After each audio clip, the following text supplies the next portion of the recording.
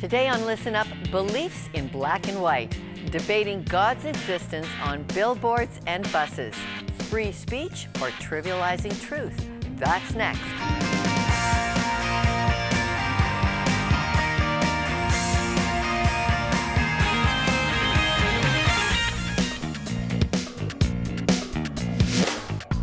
Welcome to Listen Up. I'm Lorna Duick. Is there a God? A bus ad campaign coming to a city near you is wrestling that out.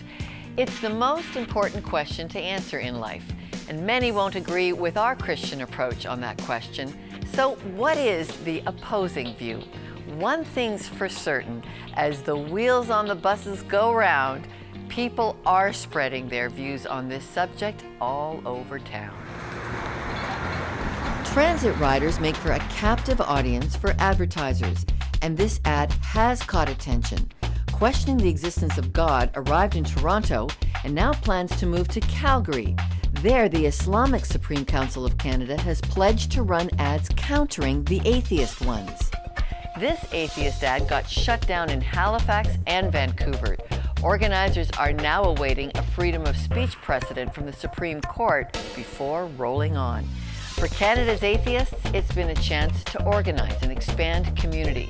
We'll hear from student Chris Hammond, who's been bombarded with attention since picking up the idea from London. Atheists there reacted with this campaign because of religious ads directing people to websites that promised eternal damnation for non-believers. It didn't take long for the British campaign to make its way to North America, igniting public debate over the appropriateness of plastering beliefs on buses. Others have welcomed the ads in the interests of furthering public discourse, and that's just what the United Church of Canada is hoping for. 500,000 members strong, they've stepped into the fray with ads of their own. It's not the church's first foray into advertising or into using clever means of encouraging public discussion about life's biggest questions. Take a look.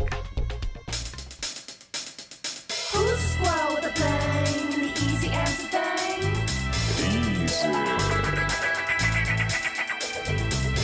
Easy answer, squirrel.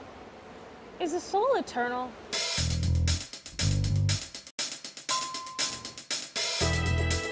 Well, if you're going to ask the tough questions, you better have some answers. So coming up in today's program, you'll hear from both sides of this opposing ad campaign.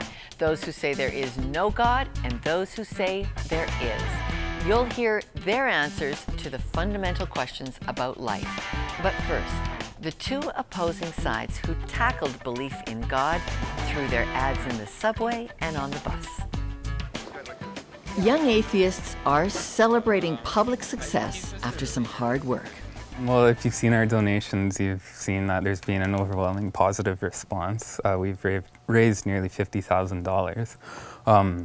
So I think we're getting a good response because there's a community of atheists out there have not necessarily had their voices represented in terms of promoting a view that says there is no God.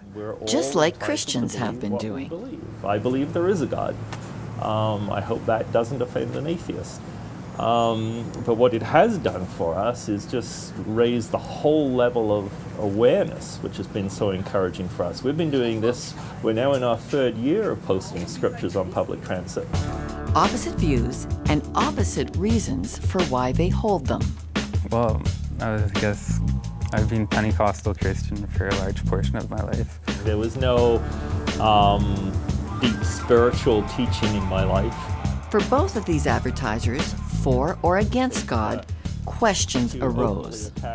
So my parents tried to raise me as a Christian, but as I grew older, I sort of questioned it. And I sort of asked, like, well, there's things that don't really make sense. It'd be nice to see some hard, maybe scientific evidence of the extraordinary claims religion makes. Because, claims like what? A heaven and a hell and a God. I think that if religion really wants to convert people to whatever faith or belief they have, that just to ask someone to have faith alone is not good enough anymore. When we have all these scientific tools that are in our hands to use to sort of see and test religion with. testing was what launched David Harrison on his doubts. Back in 1986, I think, I was 35 at the time. My old company was in the process of going belly up. And just the stress of that, at that point in time, I just cried at the top of my voice, God, if you're there, help me. And that was the beginning of my spiritual journey.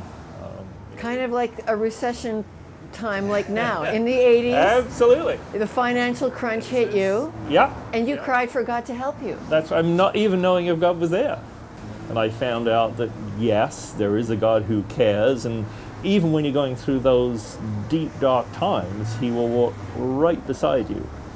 So even as the company is going belly up, I'm more aware of God's presence probably than any time in my life.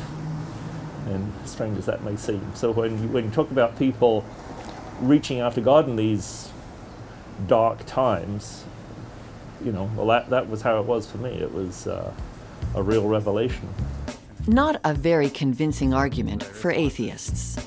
All we have is what other people have said they've thought or imagined or had revelation of through written text, but there's no testable evidence.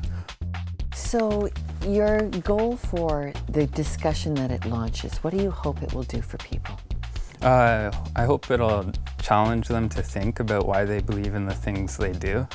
And why stay with the phrase, probably no God? Well, in the United Kingdom, they said probably because they didn't want to be sued for saying there is no God, because as soon as someone says, okay, prove it, you can't, because you can't prove it that one way or the other. Why become so convinced that God is real that you will advertise him publicly?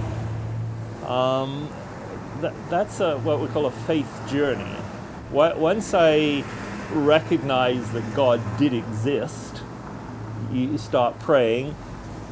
Just because of the friends that are gathered around me, they introduced me to the person of Jesus Christ, which I met in the Bible. And it was at that point when the Bible no longer was just a book with words on it, it was the Word of God. And so the battle of the ads plays out for the transit rider. It's not often they share a common goal, but in the case of free speech, believers and skeptics alike do have something in common. We couldn't resist making the introductions. So you both know transit authorities then? Yes. Nice to meet you finally. Yes. Very nice to meet you too. Yeah. So I don't know if you, if Justin, you've seen his ads, haven't you? Oh yeah. We've had correspondence, maybe indirectly, I think. Indirectly, People yes, through blogs and the like. Oh, how's that gone? Yeah. Oh, Good. Well, I mean, for us, it's been great. I mean, our exposure has gone up dramatically as a result. So Happy to help. we appreciate we appreciate the support. Yes, absolutely.